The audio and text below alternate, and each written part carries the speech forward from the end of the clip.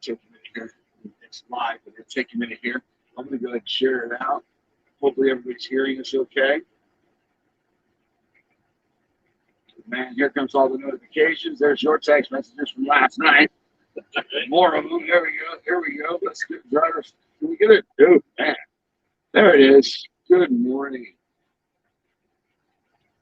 There we go. There we go. It's good to see everybody. There it is. All right. I see us. All right, guys. My name's Wayne Campbell, and this is the driver's side. Real drivers, real talk. I'm here with a driver this morning, but before we get to that, I want to say thank you to all you drivers and for everything you do. The way you keep us alive, even during these times, through all the times, I appreciate it. I really do. You guys are the heartbeat of America. You should be treated that way. Before we get into today's show, remember, guys, we are sponsored by Trucker Tools. Download the app. Check it out. They got a COVID-19 useful link on their website. So please check it out. And remember, Trucker Tools cares about the driver because, well, they sponsor the driver's side. So we're here this morning with a driver that actually knows some people that I know. It's mind-blowing the things I go through in this industry. Introduce yourself, brother. I'm Jesse Kopesky, 31 years old, been driving over the road about 11 years, been around trucking for 15, 16 years, first generation. I got introduced to trucking through farming. Farmers across the road from us growing up. They used semis and that for haylage, silage, and everything. So I used to go ride around with them and kind of learn the ropes and learn how to drive in the field before I learned how to drive on the road. Kind of like a lot of people do. A lot of heritage. That's kind of weird that I mean, I don't think it's weird, but it's odd to hear a young man that doesn't have roots in the industry and then learn the way you learn. Usually it's a dad out on a farm that has a son. The farm life, I rarely come into cases like this. Yeah, well, my dad is a senior avionics engineer for Gulfstream. So, he was working in avionics, and that was just a completely different field. But growing up, we got to travel a lot for business trips and stuff with my dad. Going to California, Florida, just kind of tripped all over, and we would drive. That was our family vacation, is that we would drive to California, we would drive to Florida. And, that's something to me that you just can't get away from once you get started. And, so for me, it evolved into something that I wanted to figure out, how can I do this and get paid to do it? You got paid. Yeah. You got paid by the buck. Yeah. You got paid by the diesel buck. Well, and, growing up, that was kind of a bonding thing I would do with my dad is, we're driving down the road at the middle of the night, Mike. I remember growing up, my dad would drive for hours and hours and hours on end. Yeah, we were in our van, but that was just the way it was, And so I remember sitting up at night because I'm not a morning person.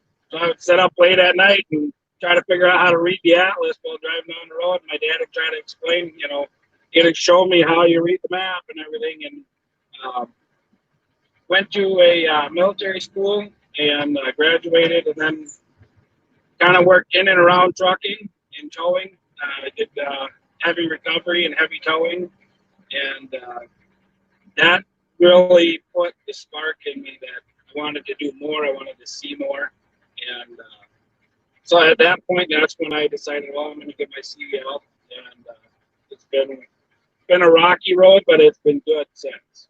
And we'll talk about that rocky road. Yeah. Because you mentioned a couple things this morning that I was shocked with. Yep. John Hurd Rich, we'll get to that here in a minute. Yeah. Rob Hallahan, we'll get to that here in a minute. Yeah. But the way you learn. I learned by making a lot of mistakes. Well, no, as you stayed up reading maps. Yep. Reading the atlas and stuff like that. That doesn't really happen anymore in today's industry. No. What do you think of today's industry compared to the way you grew up, compared to the industry you grew up in? It's shit. It's what? It's shit. It's what? It's shit. Right. I mean, if you actually sit down and look at it, 10 years ago, 20 years ago, how many trucks did you see tuna canning their trailers against bridges? Because the drivers knew where the hell they were going. They planned it out. They knew, hey, I can't go that way because there's a low bridge. Instead of punching into the GPS and just, it'll be fine, So the trucking industry has turned into constant wrecks. crummy equipment, grungy industry. You know, I mean, To me, it's turned into a big super speed.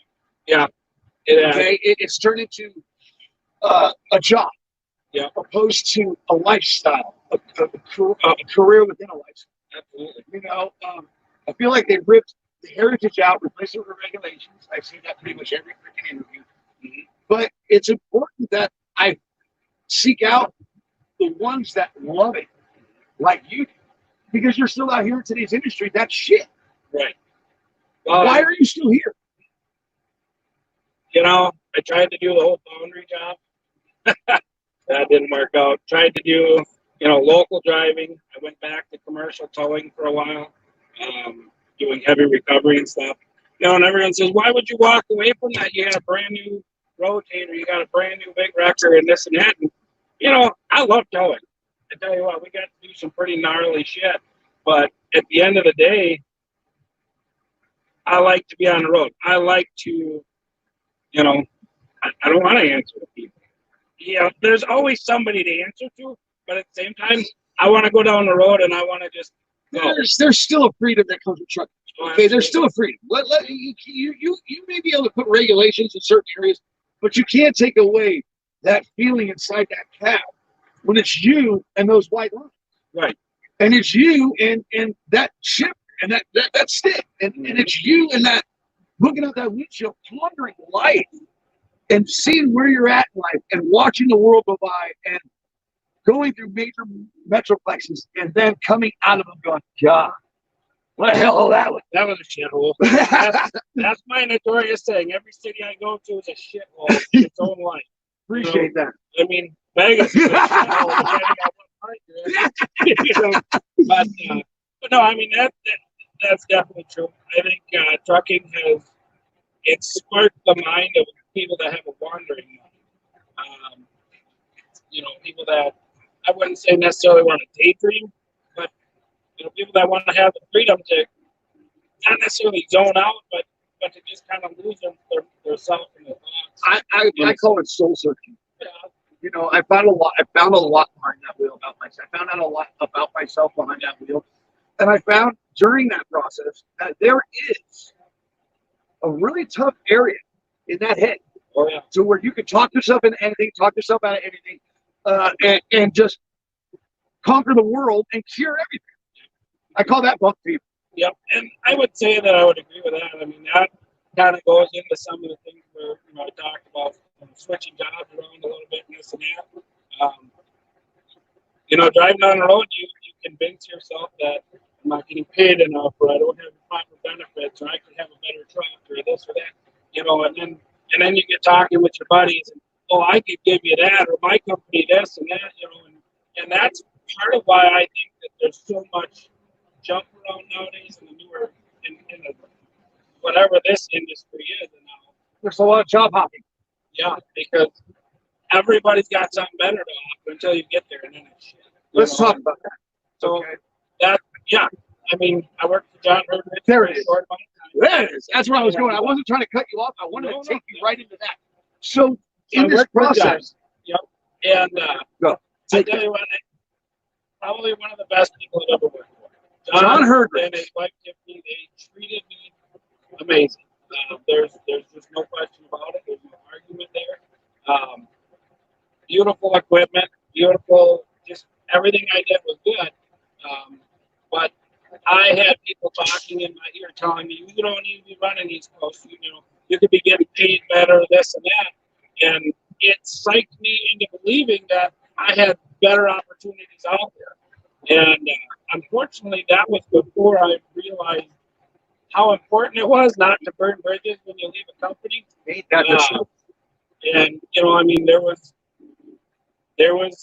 I made mistakes. And I left on.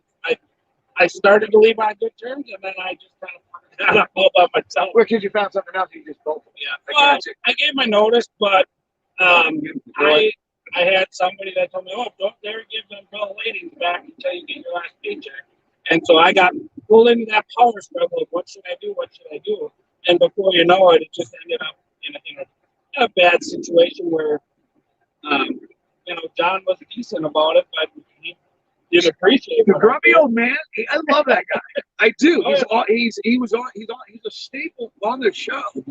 But you see, what you're talking about is you're talking about the shit industry. Okay, you said it's shit, Yep. and technically it is because you have all these companies out here that hire these drivers and don't treat them worth a crap. So when a good quality driver comes in, like yourself, and you find a good home, you don't see that it's a good home because you got all the turmoil that feeds these. Yep. And then it changes your perspective. And then oh, he's going to do that like every other company. With John Herdrich, I know personally, and with the way I work with him, he will lend you his personal vehicle to get back to your truck while you're working. I know. And I learned that firsthand. There was times where, there'd be times where I didn't have my son on the weekend, and I'd be back for the weekend, and they'd say, "Hey, just crash here on the couch, stay with us for the weekend." And there's something to be said about people that take you in and treat you like family. And I didn't know what I had until it was gone. That's a pretty neat. And that's like, and that's what really, really pisses me off. And it's hard for me to stay out of my feelings because I want to get on here and be like, you, but I can't. I have to go right to you. Tell that driver, talk about that because that's why I do this. Is because everything you just said, hopefully somebody will see and say, hey, I'm going through that right now. I got Billy Bob Joe saying, hell, they're going to screw you. It's the trucking industry. They screw everybody. And it puts John Herdrich in a shitty position. It puts you in a shitty position, and everybody loses. Everybody loses because it's important to find a good home. Right. You're home. Yep. You got a home now. Yep. You've only been here a little while. Right. I've only been here a few days now. It's actually my first trip out with KR. But there's something that I look for when I invest my time into a company and seek employment to a company. I did the owner operator thing for a little while. That ended in a horrible mess. Owner operator or lease operator? Owner operator. I was buying my truck through.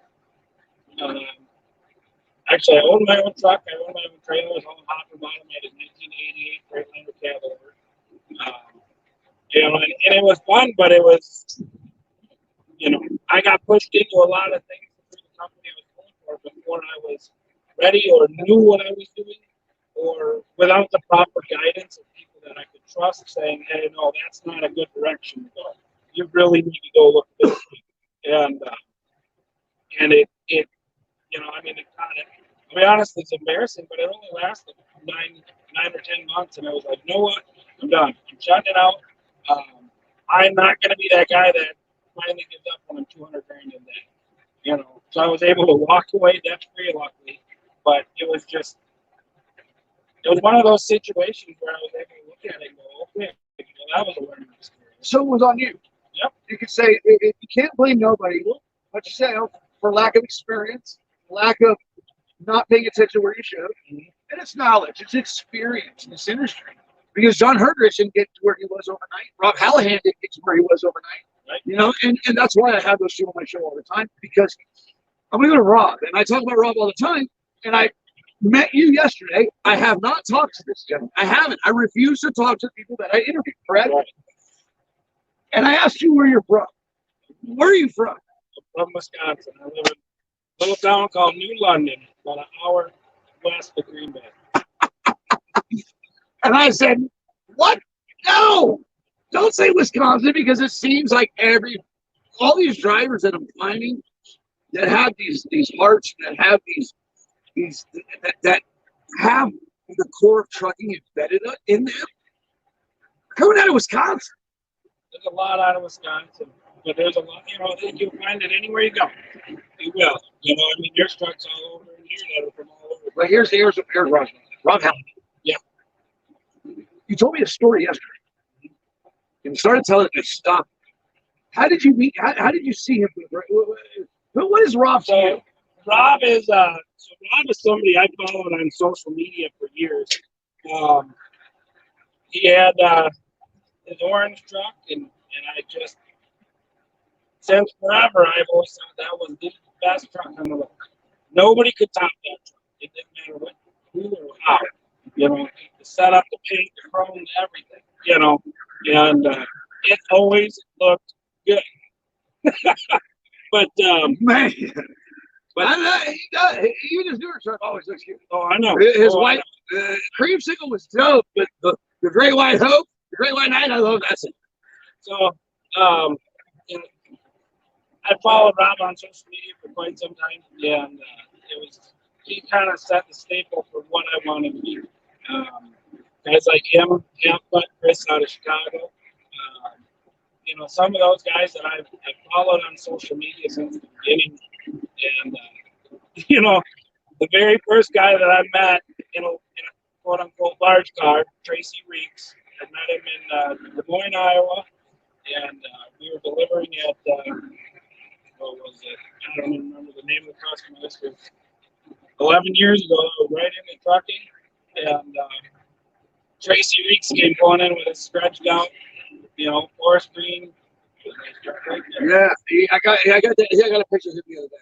Kenworth rims on Peterbilt. I don't know about that. He's still good looking. It's still good looking. All right, so go ahead. Anyway, He pulled in with his strap. so I met Tracy Reeks. Squirrel. Right? He met Tracy Reeks. He got me turned on to Large Car Magazine, fans of Captain Jack Facebook page, and all that. You know, that's where I discovered Bob Callahan. That's where I discovered guys like Vinny and John Herbage and guys that, you know, guys that actually give a shit about their trucks, give a shit about what they look like going down the road. Professionals. Yep. Take pride. Yep. All that. This is where the sayings "take pride in your ride" come from. This is where all that stuff comes from. It's from professionals within this industry that literally love, and are passionate about what they do. Tell me about you getting on the highway and you bumping into Rob. I thought that was great. I thought that was pretty cool. This was, I think, probably about 3 years ago. I was coming out of Charleston, Missouri, or Sykeston, Missouri, heading towards Charleston. And I had my lime green 389 and my 53-foot spread stainless. I was getting on the on-ramp, and all of a sudden I see Rob, an orange truck, just go fucking by. And I thought, oh, shit, I'm going to have to put her in the wind to catch up to him. So I got to rolling, and I think I was up about 85 or 90 just to catch up to him. But I finally caught him, and I wanted to get a video of me passing him, like, hey, check out this cool truck, you know, because this is a truck that I have admired for years. And so as I'm passing his truck, you know, this is somebody that I've admired greatly. And as I'm passing his truck, I look over, and here's Rob holding his phone up, recording me coming by. And I thought, well, hot damn, I finally made myself to somebody. You know, if Rob Hallahan's taking a video of my truck, boy, that means something. You know, car kids. That's right. You guys are funny. You guys cracking up the egos. I love them. oh yeah, But it's just it's a standard that needs to be set in industry. Whether it's trucking, oh, God bless you. Whether it's trucking or professional sports. You start in Mighty Mites and you look up to those professional sports, or in basketball, you look up to the Jordans, stuff like that. In trucking, you look up to the large car drivers, the guys that take pride, the guys that have made it in an industry that's hard as hell to make it. well, you know, my generation looks up to the guys that took over their dad generation. You know, I mean, that's the reality of it. I'm first generation. Nobody else in my family. I have a brother that has a CDL for, you know, he worked at a co-op and stuff, but I'm the only one in the family that does this as a career, as a life, you know, and that's a big difference for me. It's one thing to do it as a job; it's another thing to do it as a life. And that's what gives me hope. Yeah. That's what gives me hope, is that there's still drivers out there like you. You have kids. Yep. So I'm going to take it to here. Would you let your kids come into this industry? Yes and no. That's kind of a catch-22 question. You know, if my son so chooses to do it, I guess I'll do everything I can to support him. But at the same time, it's not what it used to be. It's not and I don't want to sound like a crybaby about it, but it's not really safe anymore. If you actually sit down and think about it, it's not safe. It's not safe because of the e-logs. It's not safe because these other rookie drivers that don't know their ass from a hole in the wall, flying down the road. And look at this. Swift is one of the most notorious companies for wrecks. What did they do that last couple of years? They turned their trucks up to 68. Well, now let's make a death missile even go faster. I'm not calling them out specifically. I was a trainer for CRE. I know what they do. I know what they do. It's not trucking. I'm sorry. It's a system that's fit for the company, not for the driver to succeed or grow in his career or her career. Right. Well, some companies. I would have to argue that to an extent. The big niggas. No, not necessarily. So I work for England, so I know what they do. I'll give some credit here to a mega company. Schneider is a pretty good company. Do they have some shithead drivers? Well, of course they do. Every company on the planet's got some shithead. It's driver shortage, and it's quality driver shortage over driver. Right. Sure. But one of the things I'll give them credit for, they send all their drivers to Fox Valley Tech, right there in Appleton, Wisconsin. They send them to the Fox Valley Tech. They've got a skip pad on the site. They do training. They've got a 4 or 6 week program where they're at a school doing training with certified instructors, and then they have to go out for another 4 to 6 weeks with a trainer. So I'll give credit, where credit's due. But you have other companies where, you've never driven a truck, let's go do it.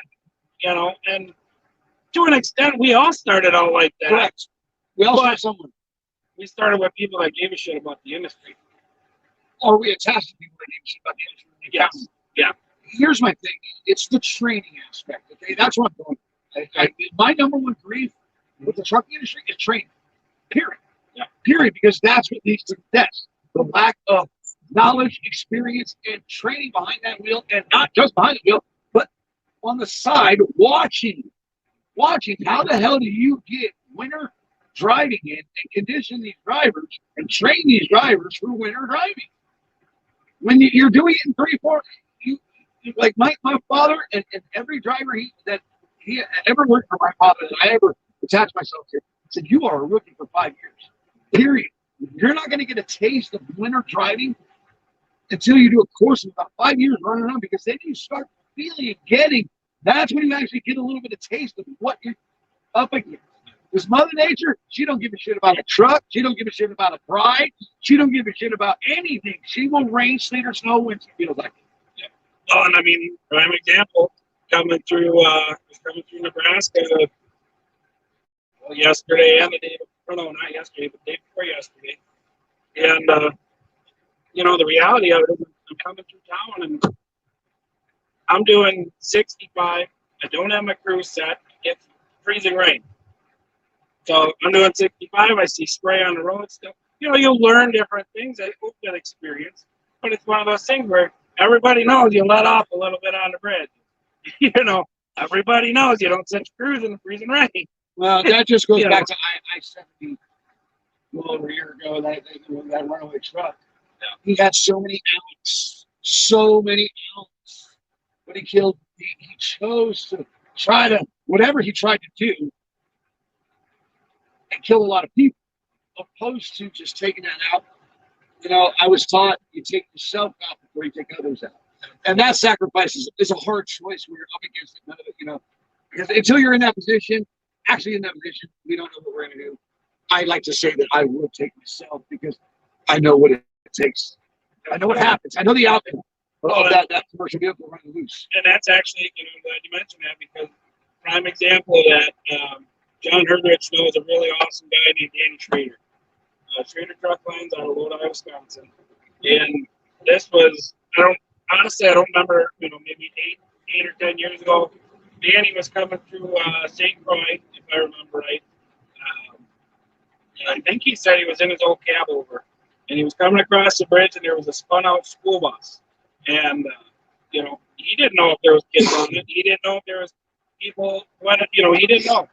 But, if my memory suits me correct, from what I remember, he told me he cranked the wheel and he cut the truck to make sure he didn't hit him And he got messed up pretty bad on it. You know, he was, if I remember right, he was in a wheelchair for a while and stuff. You know, I mean, that took him down hard.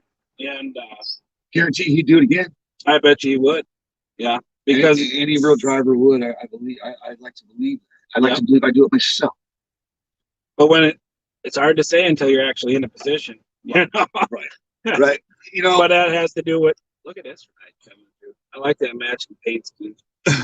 Rabbit trail here, squirrel. Yeah, drivers. But I do like that. You know, a lot of people are doing that color scheme. Yeah. It's a hot color scheme right now. I saw a driver yesterday. He's like, and he posted, he's got that color scheme. He said, copy much? Right? That cobalt blue became hot. So we got squirreled, of course. It's a truck. It's what we do. We look at trucks. We love trucks. We love pretty truck. I want to talk about this because I get really caught up in my feelings, and I want to, like I said, I want to get on here and I want to go off. Mm-hmm. And I've done my rants and I've done that, and I finally have gotten my act together to where I can actually talk to drivers, come to an agreement, to disagree or whatever. Mm-hmm. Is to take my feelings, set them to the side, take my ego, set it to the side, and say, respect how other people feel. Right. Okay.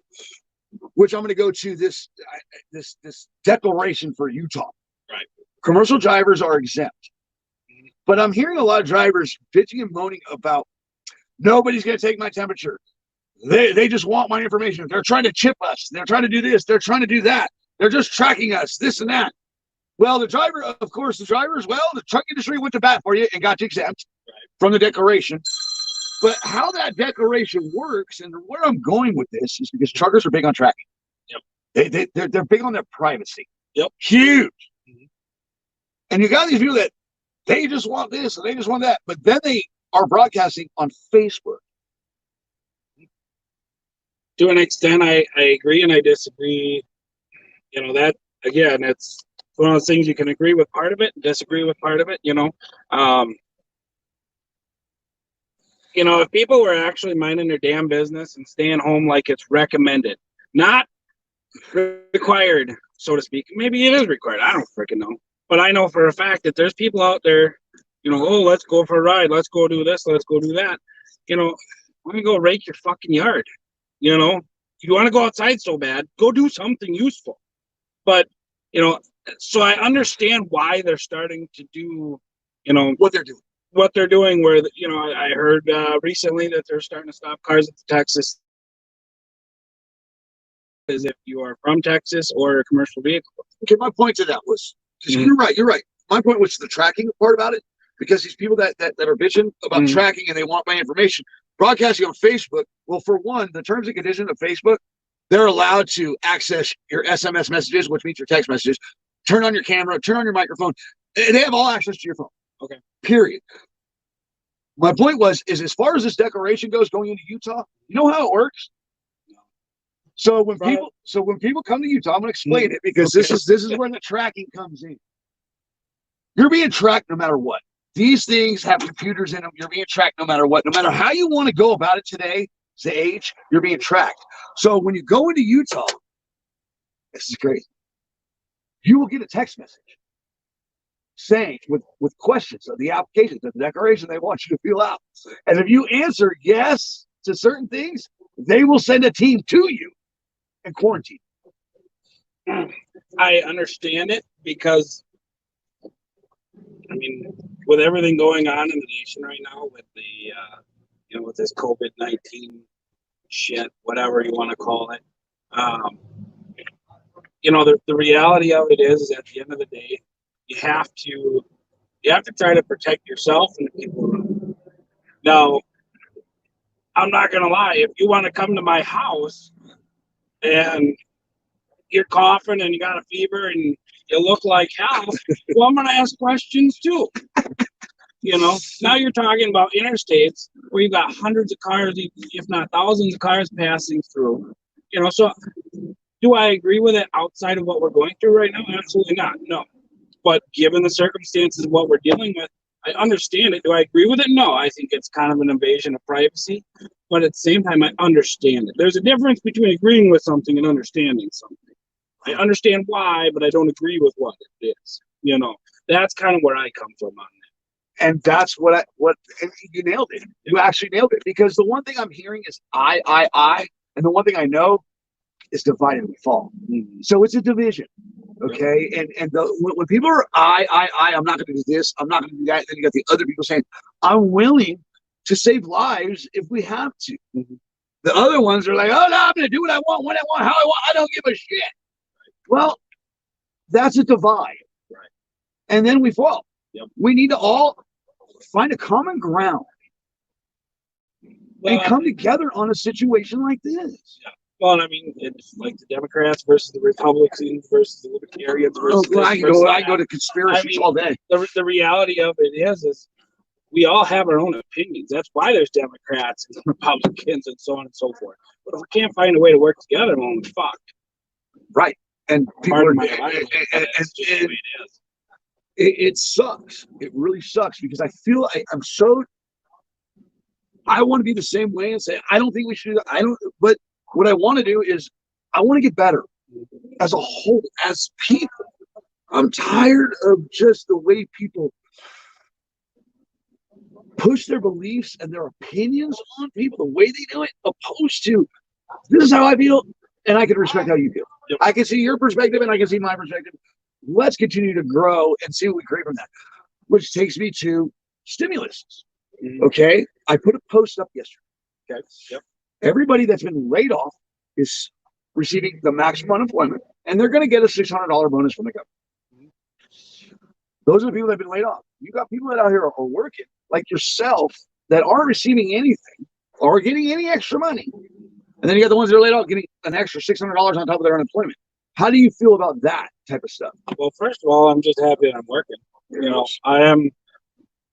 I'll be honest, at the end of the day, I'd much rather be out trucking for $800 a week than sitting home for, rather truck for $800 a week than sit home for $1,000 a week, But at the end of the day, it's one of those things where, you gotta take it for what it is. I have friends at home that are affected by this, and they're laid off, and it sucks and I hurt for them. But at the same time, it's like, why are you making more on unemployment than twice what you're making on unemployment than what you were even making when you were working? Well, I think that goes kind of like with the ELOC. It's a one size fits all type of deal for the stimulus. But the one thing is in something like this, how I feel is the government did the best they could as fast as they could.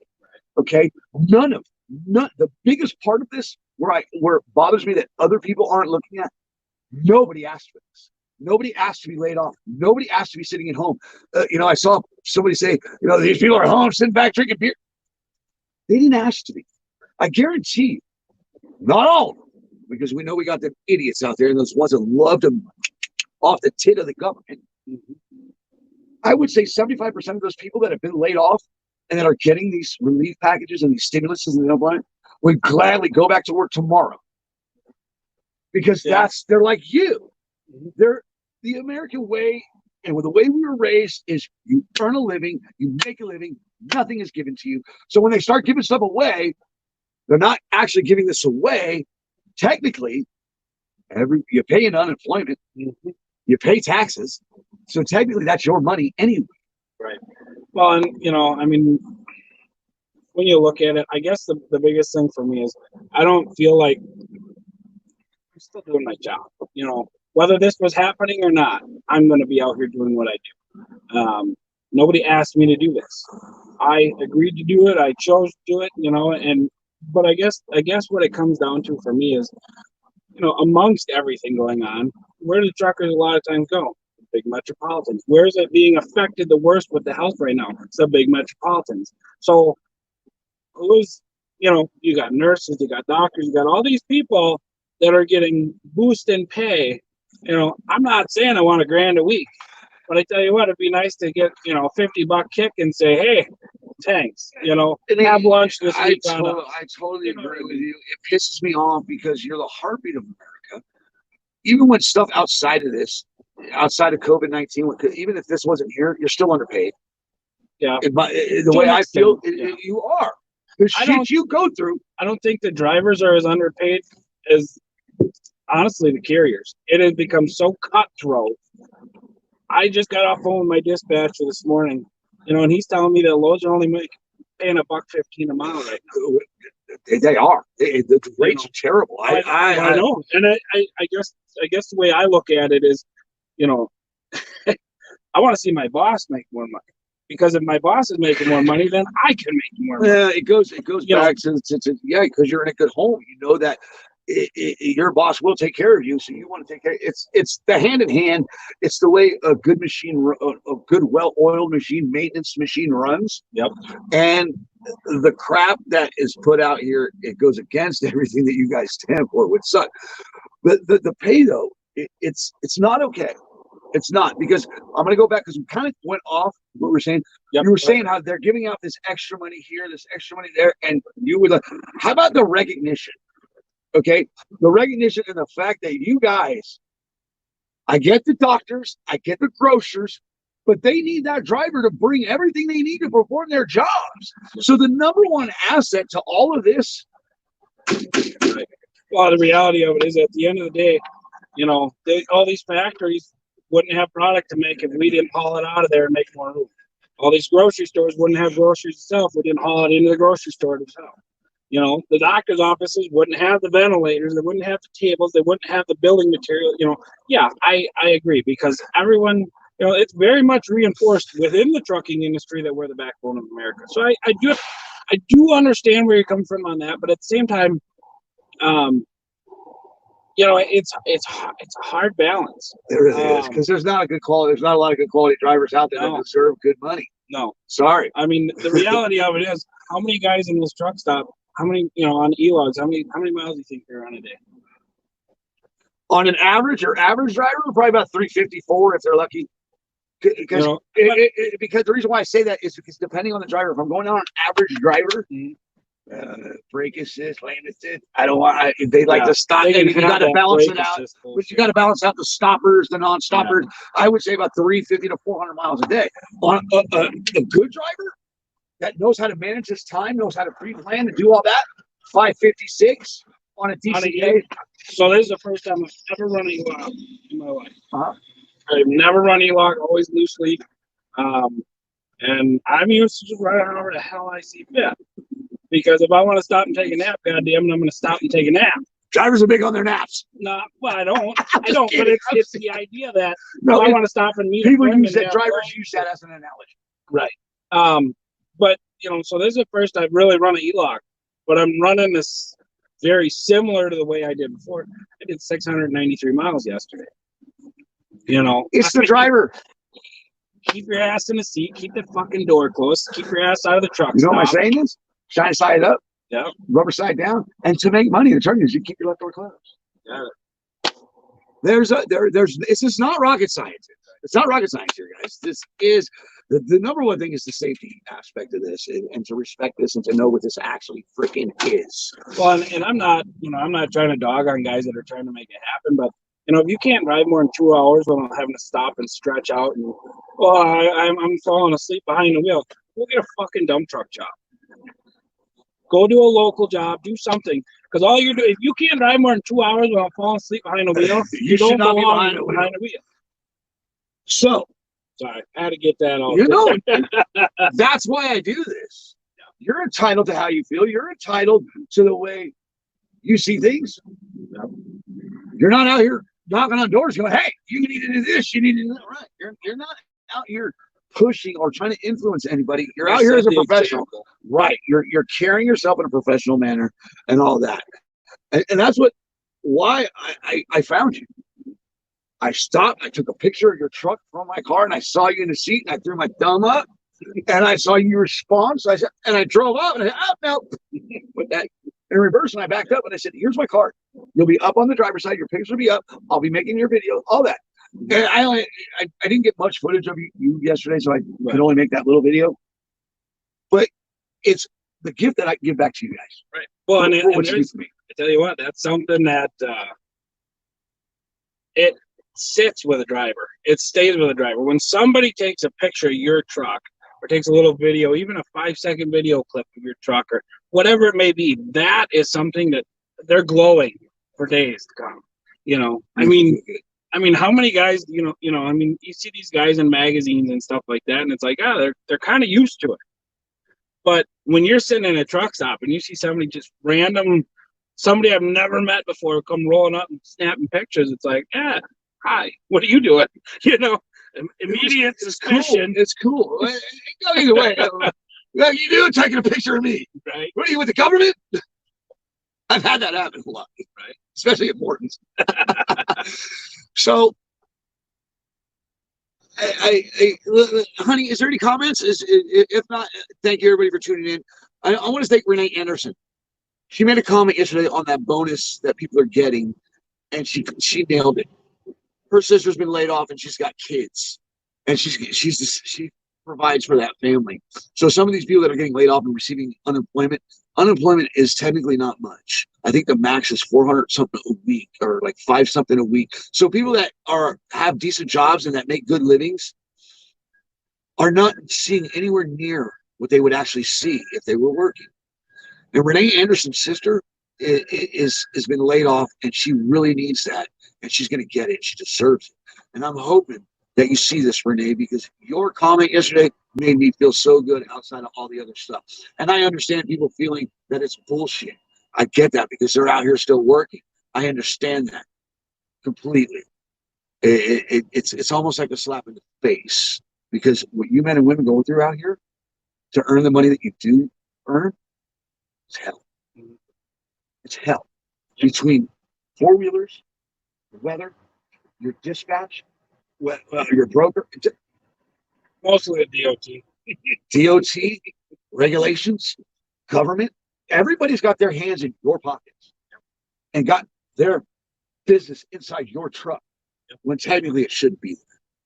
The driver should have complete control of their truck, their log, and their careers. Yeah. You know, it's pretty sad that you have to do dash cams now to protect yourself, because you got cars cutting you off and brake jamming you. You know, you've got just constant,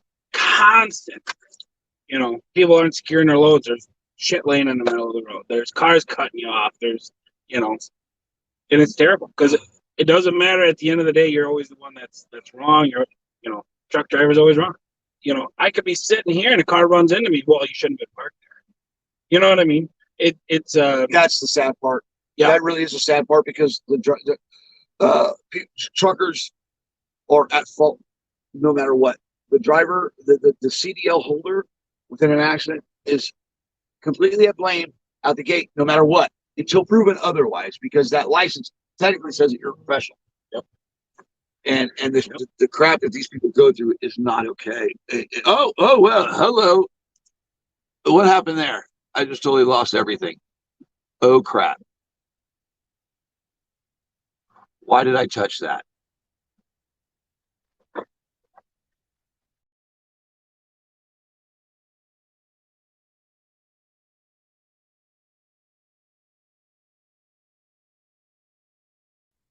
Sorry, technical difficulties. Oh God. What was I saying?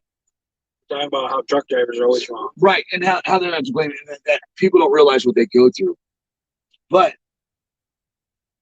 what advice would you give a driver coming into today's industry, knowing all of this and what's going on today?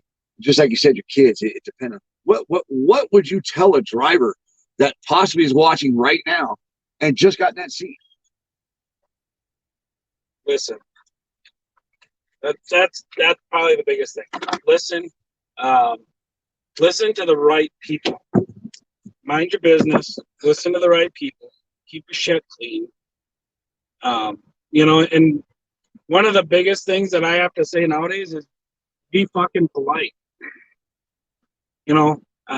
I go into a truck stop and I listen to the way drivers talk to the waitresses and the cashiers and stuff like that, and it's sickening. You go into shippers and receivers, you got drivers bitching at the lady at the receiving office because they can't receive the load or this or that. She's not the one that scheduled the appointment. She's just knowing what's on the computer screen in front of her. You know what I mean? In most cases, not all cases. But I guess what it comes down for me is be pleasant, be professional. Yeah. And just be a decent fucking human being. You know, at the end of the day, why should we make everyone else suffer? If, you know, if I got in a fight with my dad on the phone last week, well, how is that your problem?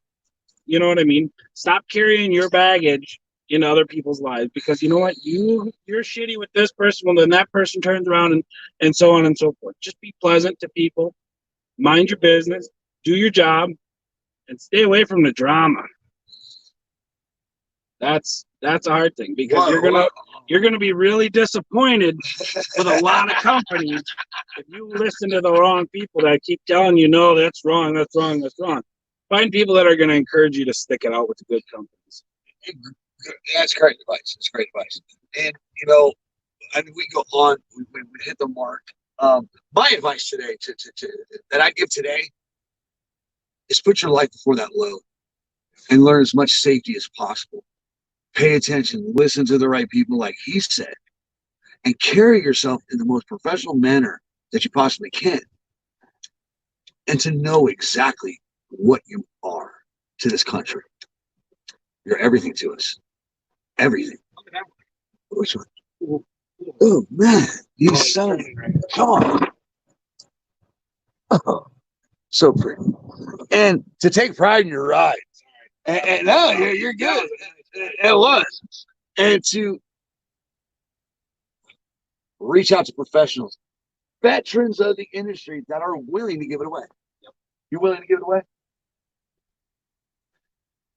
Willing to give my time away for the right dollar amount. No, I'm talking about to the new driver coming into the industry that's willing to listen, that's willing, like you absolutely. said. Right. Yeah, absolutely. I'll give what advice I have to the right people. But you know, for example, Tracy Reeks, he turned me on to certain things, and you know, I've listened to Rob Hallahan talk, and I've listened to Tony Justice and Half Cut and all these guys, and John. I mean, he's been a huge inspiration. Not just inspiration, but he's one of those guys that's just a overflowing with knowledge. He's definitely a gift. Yeah, he's definitely a gift. He knows his shit. Let's just put it that way. He does, and that's one guy that's willing to give it away. Yeah. I can't thank you enough, Jesse. Yeah, you're definitely a professional in this industry. I appreciate the hell out of it. Well, I appreciate that. My family does. My kids do. My kids know what truckers are. Everybody that I'm attached to knows what a truck driver is, and that's everything to us. And we're falling over here, and we don't even know it.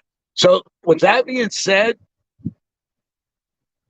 he is the heartbeat of America, just like you guys are the heartbeat of America, and you should be treated that way.